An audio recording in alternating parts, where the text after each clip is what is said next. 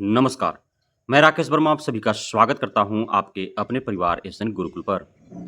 बिहार में बीपीएससी आयोग के द्वारा तीसरे चरण का शिक्षक भर्ती प्रक्रिया चल रही है।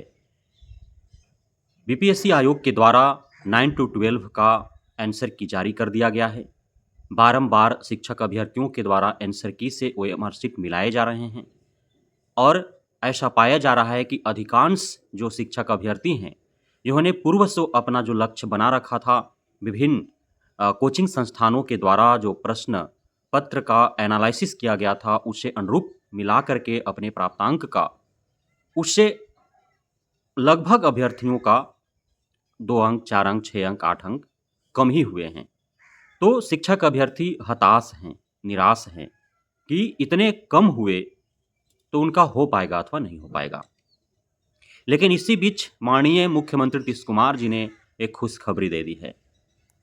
अब वैसे शिक्षक अभ्यर्थी जिनका आंसर की मिलान के बाद उनका अंक कम हुआ है और उनको डर है, भय है, वे हताश हैं, निराश हैं कि उनका नहीं हो पाएगा, तो उन्हें भी अब नौकरी मिलने की काफ़ी ज़्यादा गुंजाइशें बन गई है। आप सभी को ज्ञात होना चाहिए कि टीआरई 1 और 2 जो शिक्षक भर्ती परीक्षा संपन्न हुए, उसके बाद सारे प्रक्रिया संपन्न किए गए, तो भले ही कट ऑफ हाई देखने को मिला, लेकिन कुछ सीटें ऐसे थी जो शेष रह गई। उन सीटों पर अभ्यर्थी मिल नहीं पाए, इस वजह से वे रिक्त रह गए। हालांकि टीआरई 1 के बहुत सारे रिक्तियों को टीआरई 2 में ऐड किया गया था, बावजूद इसके टीआरई 1 में भी बहुत सी रिक्तियां और टीआरई 2 में भी बहुत सी रिक्तियां शेष रह गई थी। वहाँ पे कैंडिडेट आयोग को मिल नहीं पाया था, विभाग को मिल नहीं पाया था। तो नियम के अनुरूप जो भी पीछे की भर्तियों का शेष रिक्तियां रहती हैं, वो आगामी शिक्षक भर्ती में बैकलॉग नाम से ऐड हो जाती है। तो 9 टू 12 में टीआरई 1-2 का जो सीट था जिसे बैकलॉग घोषित किया गया, वो बैकलॉग का सीट जो है वो ऐड होगा यहाँ पे, और 9 टू 12 के शिक्षक अभ्यर्थियों को उस बैकलॉग के सीट पर भी रिजल्ट घोषित किए जाएंगे।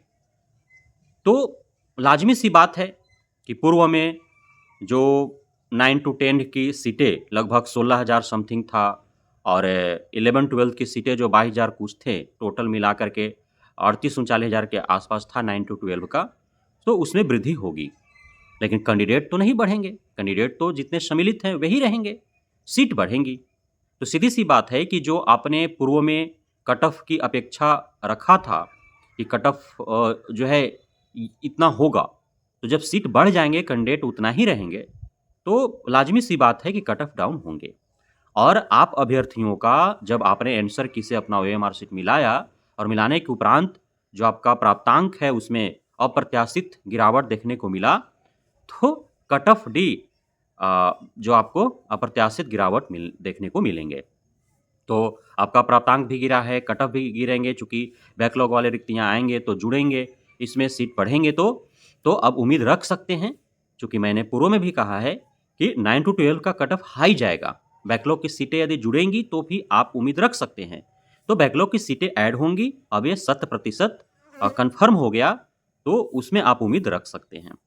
लेकिन एक और यहाँ पे समस्या है कि बैकलॉग की जो सीटें ऐड होती हैं, तो अब हो सकता है कि जितने बैकलॉग की सीटें हैं, अब उसको समानांतर तो डिवाइड नहीं किया जाएगा, जो भी आरक्षण की नीति है, परसेंटेज जो तय है उसके अनुरूप।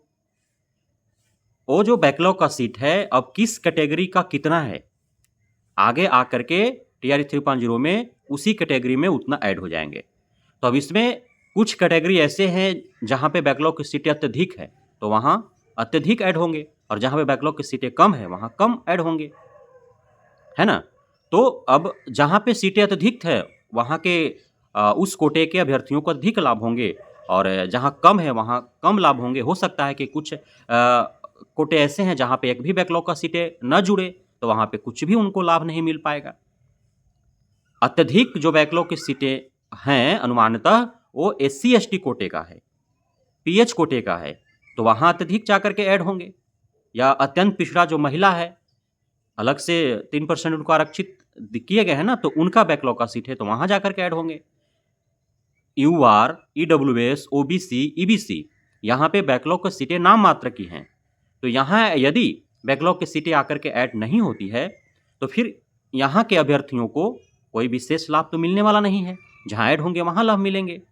लेकिन अब बैकलॉग की सीटें जो है यदि उसको फ्री हैंड सीट मान करके और जो रिजर्वेशन का सिस्टम है उसके अनुरूप यदि परसेंटेज के हिसाब से बाँट दिया जाए कि इतना पीएच का जो है रिजर्वेशन है तो पीएच को इतना उसमें से दे देते हैं, इतना अत्यंत पिछड़ा महिला का है तो उसको इतना दे देते हैं, इतना जो है एससी का रिजर्वेशन है तो उतना परसेंट इसको दे देते हैं, एसटी का इतना रिजर्वेशन उसको इतना परसेंट दे देते हैं, ओबीसी का इतना है तो इसको दे देते हैं, ईडब्ल्यूएस का 10 है तो इसको दे देते हैं और बाकी जो बचा सो यूआर को दे देते हैं।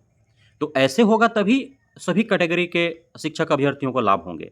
अन्यथा की स्थिति में बहुत ज़्यादा उम्मीद भी नहीं रखने की आवश्यकता है यदि बैकलॉग की सीटें उन्हीं कैटेगरी में जाकर के ऐड होंगे जिन कैटेगरी का शेष बचा हुआ है। तो सभी में ऐड होंगे तो फिर उम्मीद रख सकते हैं।